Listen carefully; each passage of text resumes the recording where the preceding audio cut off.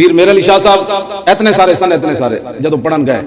میں اس پنڈ تقریر کرن گیا جان بوجھ کے، صرف وہ پنڈ ویکھن جتے پیر میرے علی شاہ صاحب پڑھ دے، حالانکہ میں ڈرائیور بھی کوئی نہیں سی، اناڑی ڈرائیور لے کے گیا، میں کہ چلو شہادت ہوگی تو رستے جی ہونی، میں چلا گیا پیر میرے اتنے سارے سن پیر میرے علی شاہ صاحب پڑھن گیا اتنے،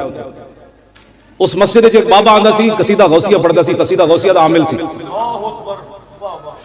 جدوں بھی وہ مسجد وچ آندا سی تے انہیں اپنی پیری پوری چمکائی ہوئی سی، ساری مسجد والے نمازی کھڑے ہو جاندے، پیر صاحب پہلی باری پڑھن گئے نماز، جدوں گیا نماز بابا آیا پیر صاحب کھڑے کوئی نہ ہوئے،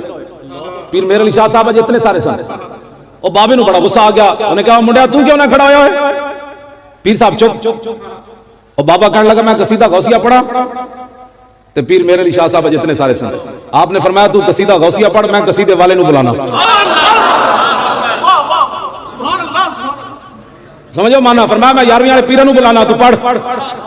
اج اتنے سارے سن، فرمایا ساڈی بلی سانو ہی میو، پھر جدوں پیر اج اتنے سارے سن تے رب نے مقام دیتا، تے جدوں گانے دا مقابلہ ہویا مرزا قادیانی دا، پیر میرے علی شاہ صاحب چلن لگے، میں 28 ربیع الثانی نو جا رہا ہوں اسلام آباد، پیر صاحب نے مینوں اپنے عرس تے خود بلایا، ویسے پیر میرے علی شاہ صاحب نے انہاں چھپائی رکھیا بھی تقریر نہیں کرانی، لیکن اس باری پیر صاحب نے دھکے نہ مینوں بلا لے، بھائی اتھے آ کے اے گل کر جڑی تو ہر جگہ سنانا۔ پیر میرے علی شاہ صاحب جدوں چلن لگے نا گانے دے مقابلے چ کہندا سی میں نبی ہاں، تے مرید آ گئے، انہاں کہا حضور تسی کیڑے پاس چلن لگے ہو؟ اے تے مولویاں دے کام ہن،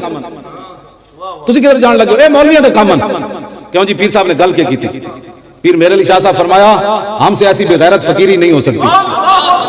کہ حضور کی ختم نبوت کا منکر لاہور میں للکارتا رہے اور میرے علی شاہ گورڈے کے اندر حجرے میں بیٹھا رہے، ایسے نہیں ہو سکتا۔ پھر آئے کہ نہیں پیر میرے علی شاہ صاحب؟ پھر آگے ناتھ نو پائی کہ نہیں کانے نو؟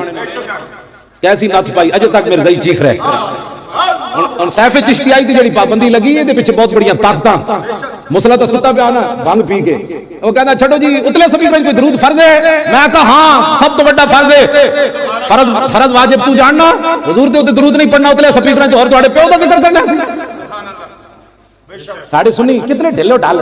کہندی اتلے سپیکراں تے درود پڑھنا فرض ہے، میں کہا ہاں ثابت ہوا کہ جملہ فرائض فرو ہے، اصل و نصول بندہ کی استاج ور کی ہے۔